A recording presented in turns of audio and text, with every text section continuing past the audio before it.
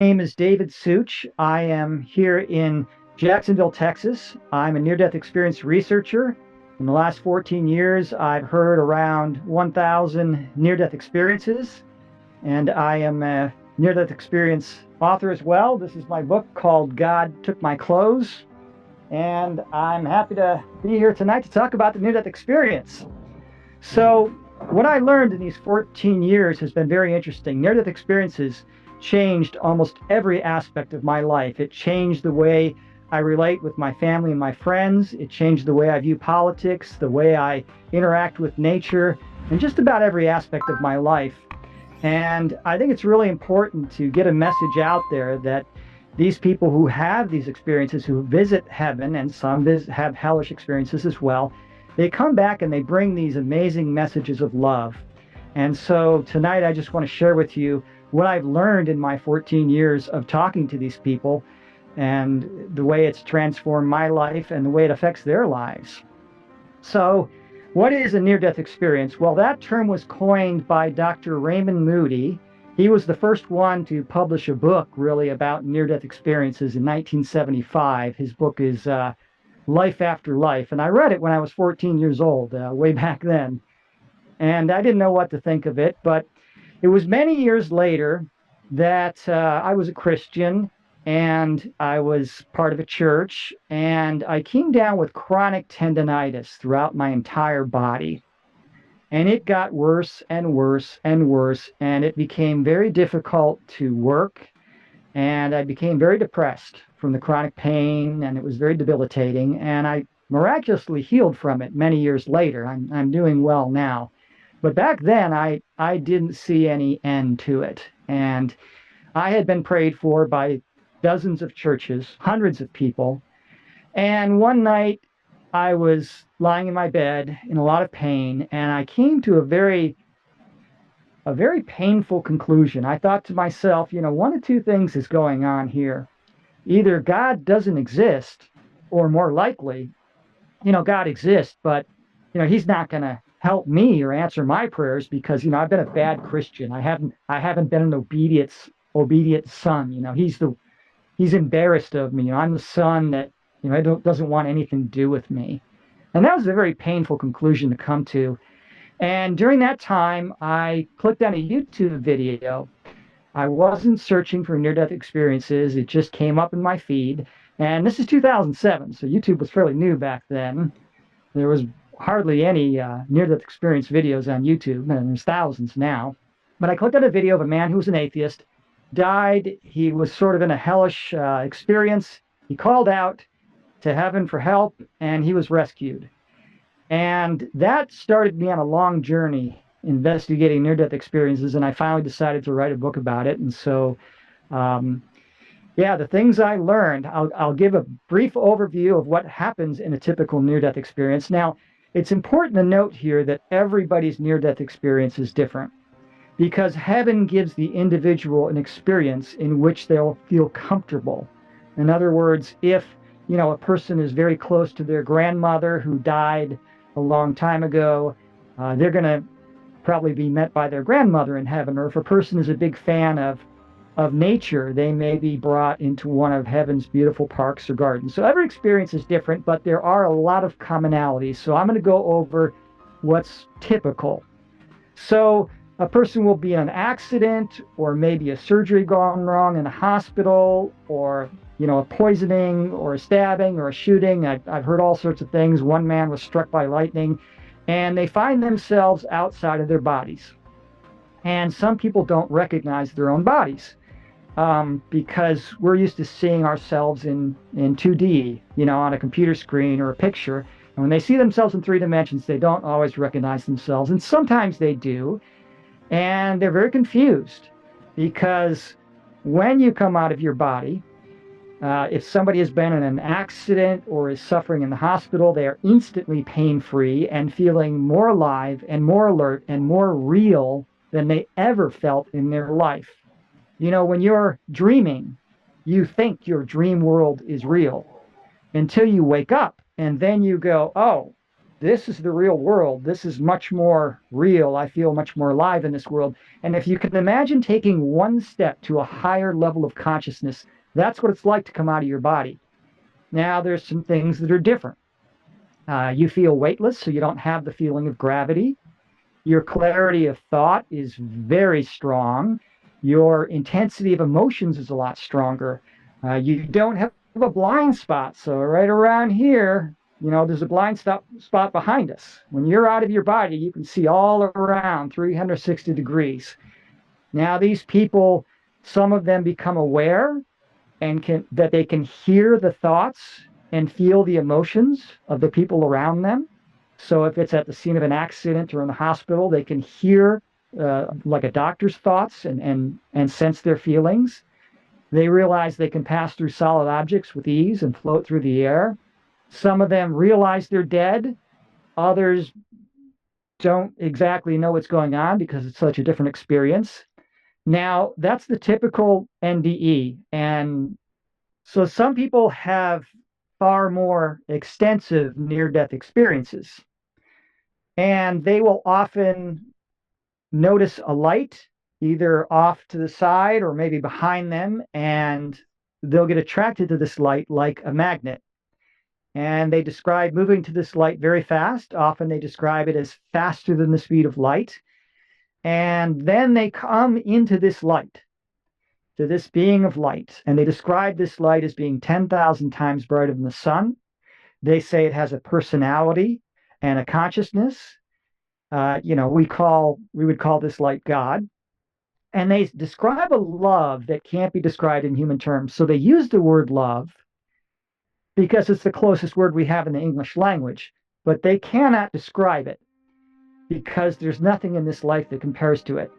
Now, people have tried. So one guy, for instance, said, imagine the 100 happiest moments of your life and put them all into one moment.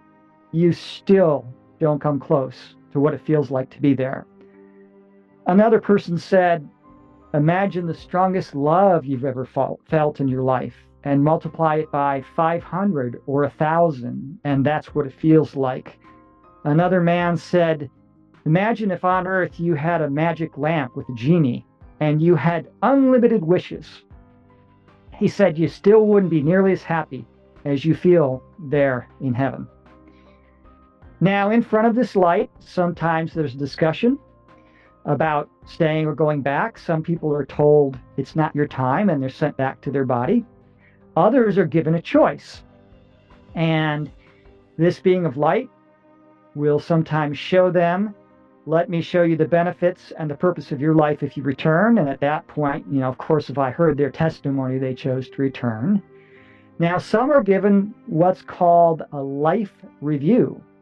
So they take you through your entire life from beginning to end with a difference. In this life, you're always one person, you. So you see the world with your own eyes, your own ears, and your own senses. And in this life review, you literally become every person you've ever interacted with. So I'll give you an example. One man found himself in his life review in the middle of a street fight, and he's punching this other guy. But at the same time, he was his victim, and he felt his nose break and his teeth breaking and the pain, and he experienced exactly what his victim experienced. One woman, for instance, she stopped to help a stranded motorist who was in the snow and needed a jump start, and this was in the days before cell phones. And she was hurrying on her way to work and stopped and gave this woman a jump start and left without even being thanked. And in her life review, she experienced it from the point of that woman who was becoming a little nervous and desperate that nobody was coming to help her. And all of a sudden, this angel came and gave her a jump start and didn't even wait to be thanked. One man who worked with hospice, so he worked with elderly people near their end of life. He got to feel all the good emotions that these elderly people felt when he was, caring for them, and he talked to them and he was concerned and showed them love and compassion. And he said it was like emotional fireworks. So, in this life review, what they are trying to show us, in a nutshell, is The entire purpose of our life is to love ourselves and love others the best we can, to treat others with kindness, respect, to be considerate of others. And when we are considerate of others and show others love, it makes heaven happy. And when we're cruel and selfish and manipulative in these life reviews, it makes heaven a little sad. So they're trying to show us the point of life here. Now, people are told all sorts of things in these near death experiences. Some have very lengthy conversations with the being of light. Others, they meet relatives or angels or religious figures. One guy said he met Peter, the apostle, who was his favorite religious figure. And he said, yeah, he looked a bit shaggy looking. So, you know, you can appear any way you want in heaven. And so Peter was probably appearing the way he did on earth. So they have these long conversations and they may ask many questions. Some of them ask thousands of questions. And some of the questions they ask are really surprising to get the answers. So people ask questions like, what's the best religion? And the answer is always the same. The best religion is the religion that brings you closest to God. Okay? So how does God feel about religion? That's a very common question people ask near-death experiencers. How does God feel about religion? Well, religion is a tool. And I like to consider it like Captain Cook's brew. So Captain Cook was a captain who sailed ships in the late 1700s. And back then, people would get something called scurvy. So when you were out on the ship for years at a time, you were eating, all sorts of food that could be preserved in the ship, but you didn't get fresh fruits and vegetables. And so the crew, half the crew or more than half the crew would die from scurvy on these trips. And scurvy happens because you're not getting enough vitamin C, right? No fresh fruits and vegetables. So you lack vitamin C and it can kill you. Well, Captain Cook had a brew, and it included all these weird ingredients, sauerkraut and malt and vinegar. But one of the ingredients was lemon syrup, which is loaded with vitamin C. And so if you drank Captain Cook's brew, you didn't get scurvy. But it was only because of one active ingredient, the vitamin C in lemon syrup. And that's the way religion is. The active ingredient in any religion is love. So if you look at the world's major religions, Islam, Christianity, Judaism, Buddhism, Hinduism, there are dozens of them. They really do all focus on some very common themes: brotherly love, charity for the impoverished, forgiveness, self-control, kindness, gentleness, love. Yeah? So the way heaven feels is they want us to love each other. And if you want to use a tool to connect to God, well, then that's fine. And if you want to use a tool to become a better person and be more loving, that's fine. They don't care which tool you choose. And another analogy, this is one given by Cryon, who's channeled by Lee Carroll. He said, it's like, imagine if you were in a bitter divorce and your spouse gains custody of your young children in this divorce, and out of bitterness, they're going to hide them from you. They take them far away. You're never going to see your kids again. And for years, you look for your children, and you can't find them, and you finally give up in despair, and you're heartbroken. And the years go by, and one day, the phone rings. It's them. They say, we've been looking for you all these years. We're in your neighborhood right now. Can we come by and see you? Yeah, you're overjoyed, right? It's the happiest day of your life. You're finally going to see your children again. And so you go outside and you wait. And then there's a car coming down the street, and it's them. Now, let me ask you a question. Do you care what kind of car it is? Do you care if it's a broken down old car in terrible condition or a brand new car in perfect working condition? You don't care. You're just happy your kids are coming to finally see you. So God doesn't care if a person is in a religion with a lot of bad doctrines and mistaken beliefs and things that are off, or in a really good religion that's, very focused on love. He's just happy that his children are trying to come and see him. And I really believe that Just as a bee takes pollen from different flowers, so does a wise person take a sense of goodness from each and every religion. And for those of you who have children, you know that each child expresses their love for you in different ways, right? I mean, it'd be okay if all your children express love to you in the same way, but there's kind of a beauty that they all express love in different ways, right? One may say, I want to help you, mommy, do the dishes because I love you. And another may run up and give you a hug and say, oh, I love you, Dad. And another may say, here, I made this drawing for you because I love you.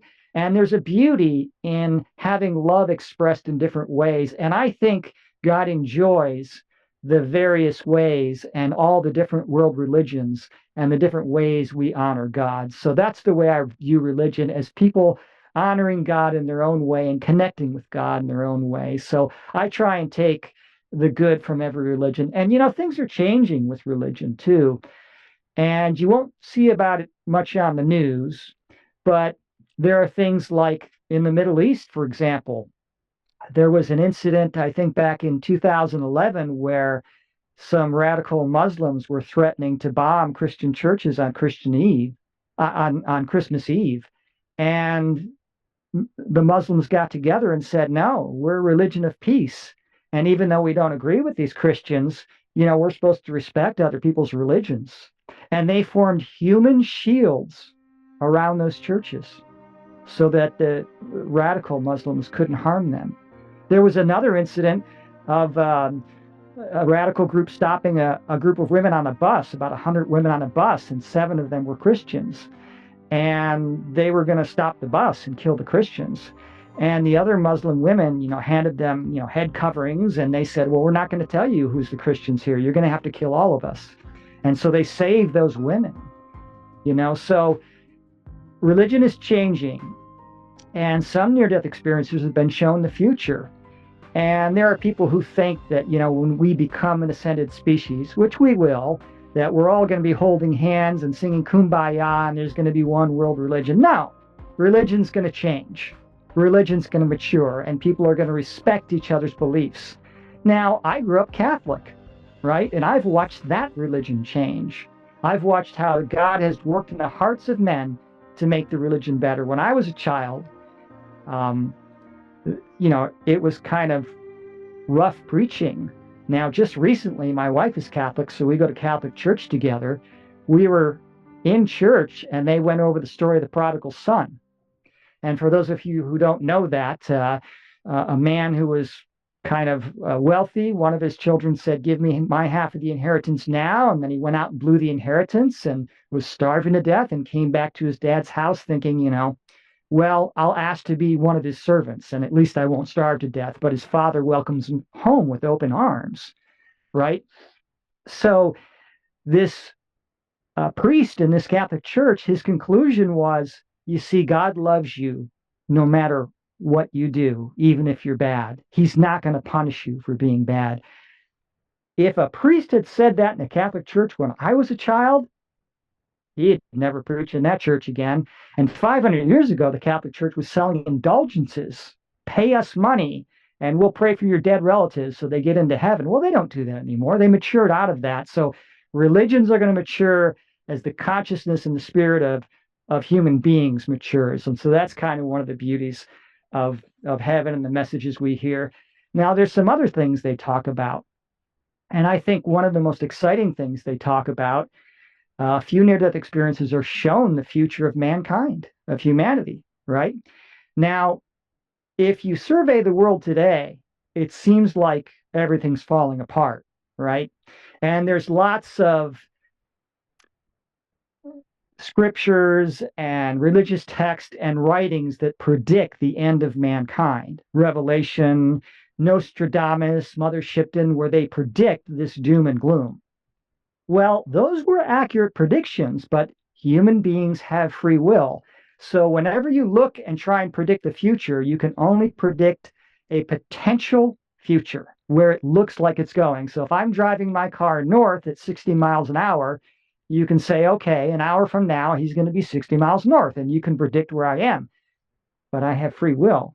I can slow down, I can speed up, I can turn left or right. I can turn around and go the other way. Same with human beings. We were on a path as a species to destroy ourselves, which was predicted in Revelation and Nostradamus and Mother Shipton and many other texts. But sometime in the late 1980s or early 1990s, we passed a marker. And thanks to a lot of help from above, we're not going to destroy ourselves, and we're going to become what's called an ascended planet. Now, this may be kind of a shocker to some people. One of the common questions these people ask when they're up there is, are we alone in the universe? And the answer is always the same. The universe is full of life, and there are other dimensions with other universes that are also full of life. So there's a lot of intelligent species out there, and some are very aware of God, the existence of the afterlife, and spirit, and so forth. We're kind of new kids on the block. We're kind of primitive. But when a species passes the marker and they get past the point of fighting each other, destroying each other, they become an ascended planet. So the first thing that happens and the first step is peace on Earth. And then once we're cooperating, things are going to really get moving. Imagine what humanity could do if we stopped fighting each other. No more military spending. We can use that to help the poor and the impoverished and to help those who are too sick or old or mentally ill or unwilling to take care of themselves. Imagine when corporations, instead of this cutthroat competition, start cooperating with each other. Well, that's what's going to happen in the future, believe it or not. I mean, imagine if Apple and Samsung, instead of suing each other, they said, hey, we're still going to make our own products, but we're going to share all our technology with each other. I mean, we would have a much better world. And in the future, companies are going to compete based on integrity, based on the good they do. There's advertisements today, but advertisements are mostly lies to sell product. Well, in the future, companies are going to compete based on, hey, look how good we treat our employees, especially when one's having a problem. Look how good we treat our customers and how fair we are and how fairly we price our products. We don't mark them up and charge as much as we can. We just make enough profit to keep our company going, to be good to people. And when one of our customers has a problem, look how we take care of it. Look how much we care about the environment, and it'll be genuine. Now, it's hard to imagine a world like that, but it's coming, right? Now, near-death experiencers have been shown that this is going to happen in about 150 years. We're going to have a much different world. We're going to have a world where human beings communicate with each other and with the alien races telepathically. Human beings will communicate with plants to tell them where and how to grow. So instead of physically making a garden, you communicate with the plants and tell them what to do to make a beautiful garden. We'll have limited technology, very advanced technology, but a limited amount, because human beings will learn how to create with consciousness. There won't be a need for doctors. When a member of the community is sick or ill, the rest of the community will heal them with the power of thought. It's within us. And other species have gone through this, what we've gone through. And once you get to a certain point and you get to a certain advancement as a civilization, your job is to seed life on another planet. So mankind actually has a very bright future. There'll be tiny little communities of around 100 to 150 people, and the entire civilization will be focused on children, teaching children about God, love, and the wonders of nature and science. And there'll be travel to other planets, and there'll be some high technology, but we'll mostly be using consciousness because biology is the best technology. And we've just begun to scratch the surface of it today, right? Why does a placebo work? Why, when you give some patients a pill and it's just a sugar pill, why do sometimes 50% of them get better? Because they believe they'll get better. The power of the human consciousness can change reality, and that's something heaven teaches us. So quantum physicists know this. They know when they run an experiment, they have to leave the building and distance themselves from that experiment, because if they stay near the experiment, their expectation of the outcome will affect the experiment. So quantum physicists know that consciousness affects physical matter. And so we're going to have this amazing new world. Now, there's going to be some rough patches to go through to get to this new world of love. The new world of love is coming. It's just a matter of time. But we're going to be facing some storms, right? The dance of consciousness is always 2 steps forward and 1 step back. We're in a step back phase right now. And there's some storms coming. Financial storms, cultural storms, even economic storms. And we've seen just the beginnings of these here in the United States. We had, riots in cities, and we're seeing all sorts of conflict. Well, this is just sort of darkness coming to the surface and being dealt with. And these dark things and bad things that were going on were always there, but now because of technology, they're being discovered, they're being exposed. So darkness is being exposed. And in the past, darkness always won. If you were a good guy, the old saying, no good deed goes unpunished. You could try and be good and try and be honest and try and act with integrity, but you were just going to fail time after time because there was just so many bad people in the world. But that's changing. That's changing. People are changing, and love's going to win out in the end. What to do when you've had an NDE, and a lot of people are afraid to talk about it. 100 years ago, if you had an NDE and you talked about it, you would probably be put in a mental institution. Today, it's a little more accepted. It's even in some movies, they joke around about it. Don't go towards the light, Jim. They know about it. Well, in 1841, Richard Owen examined large bone and teeth fragments, and he speculated that there was once giant lizards roaming the earth that he called Dinosauria. He was laughed at. People thought it was a hoax that he was doing just for money, but it turned out to be right. There were dinosaurs. And in 1910, I believe it was, a scientist suggested that the continents are slowly drifting across the surface of the earth. And he was laughed at by the scientific community. Come on, continents drifting. But that turned out to be true. Continental drift is a real thing. And over 500 years ago, when Copernicus wrote his book on the revolution of the celestial spheres, he suggested something back then that seemed absurd. He said the Earth is not the center of the universe with all the stars and the sun going around us. We're going around the sun at 90 miles a second. He had to delay the publishing of his book till after his death because people were so upset that he was saying this. So whenever you're first with a new idea that society is unaware of, they're going to call you crazy. And if they do that, remember, you're in good company. My advice to you is this. If somebody asks you about your near-death experience, tell them all about it. Other than that, just share what you learned. Share the love. If you try and preach a message of spirituality or religion or whatever, it's generally going to be rejected. But if you just take that love, that perfect peace, that perfect knowing that you felt in the afterlife, and you bring that back here in your daily interactions with people.